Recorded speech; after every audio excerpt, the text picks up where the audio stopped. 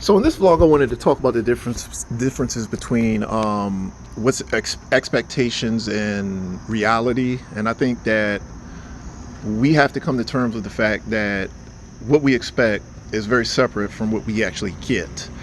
And in a lot of ways, see, with the people, like the type of people that I live around, they think their thing is to use numbers to control their reality. So they're out and about trying to do whatever it takes to control things, and they kind of felt like they have that power because they have their numbers.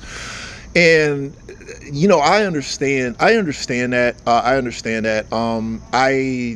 I do actually consciously work against them when they try to use their numbers to manipulate me.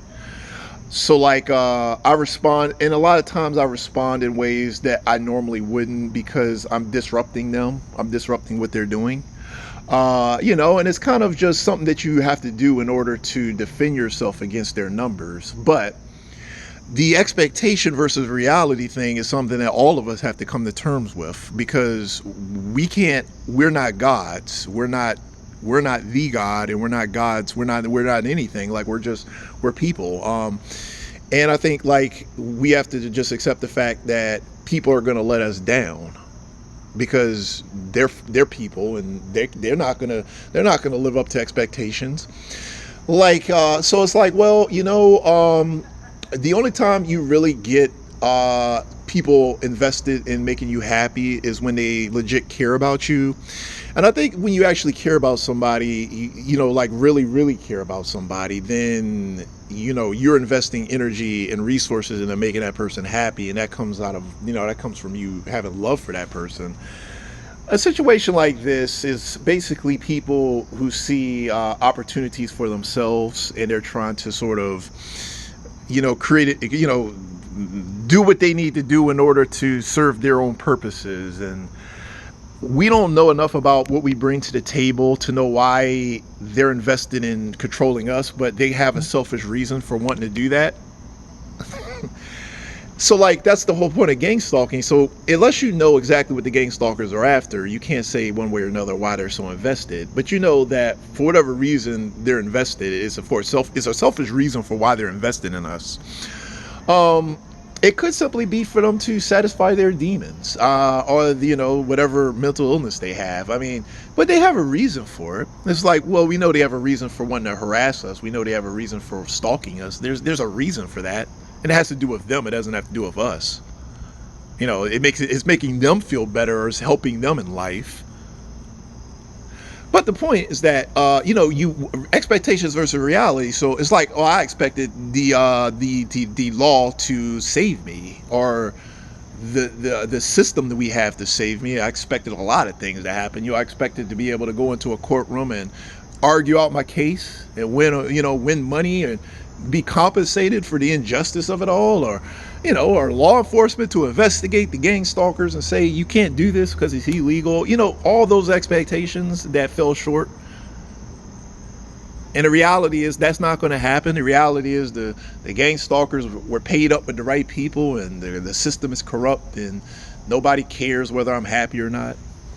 You have like one or two people in your life that matter. The rest don't. A case the world needs me to say that. You got like what, a handful of people who actually give a fuck about you, and those would be the people that if you were dealing with them, they're making your life better and you're making you happy because they care. The rest of these people aren't worth shit. They're just people. You fucking deal with them, and you have to, because we all live together. You have to deal with them. It's like the people did you work around? I mean, you have to work with them, so you try to get along with them. I think most relationships are like that. You have to live with them. You have to work with them, and you just say fuck it. It'd be a lot easier for me if I got along with this son of a bitch. And you try to get along with them to make your life easier. But I just like to remind people, the reason you're trying to get along with these people is to make your life easier. Like, they don't give a fuck about you, not really. I mean, I don't know. Maybe certain people do have a lot of people who give a fuck about them. I don't have that. I got people I live around. I don't have a choice but to deal with them. But, I said, I had a parent, and I was happy when I lived under this parent because that was my parent. That was someone who cared, and I was happy. And that's why I was happy. The parent disappears, and you don't have anybody else who loves you. That's it. Well, I guess you're fucked. You don't have people love you, you're fucked. Because nobody's gonna, want to make your life happy. That's why I'm like, like all the people who are like, they're looking at this world and they're like, oh, look at this cool thug or this cool celebrity or whatever. You got the celebrities, you got the thugs, and with their grills in their mouths and their Bentleys, and their edgy personalities, and people invest in those type of people. They would invest in those type of people, and they would just disrespect and abuse their own parents, and they would be worried about these thugs and these other people who are being presented to them as cool, or how it's the type of people you should be, these edgy types. The parents are the only people that gave a fuck about that person, them and God, really. And the thugs would just thugs would be the people who led them down a life of crime or drugs or whatever. The thugs would be the reason why they got a heroin addiction, or they fucked their lives up and made those stupid choices that land them in prison. So the thugs give them that, and their parents are giving them unconditional love. And these people be choosing these thugs. It's like, well, I would never even have hung out with a thug one day of my life. If I could go back in time, I would have been spending more time with my father and been like, you thugs can go drown yourself in a fucking shitted in swamp, or for all I give a fuck. I'm just going to be honest. I mean, I would have said that to every fucking one of them. I wouldn't have given a fuck, because I know better now. So the sort of thing is that you got a few people who matter in your life. None of these other idiots matter.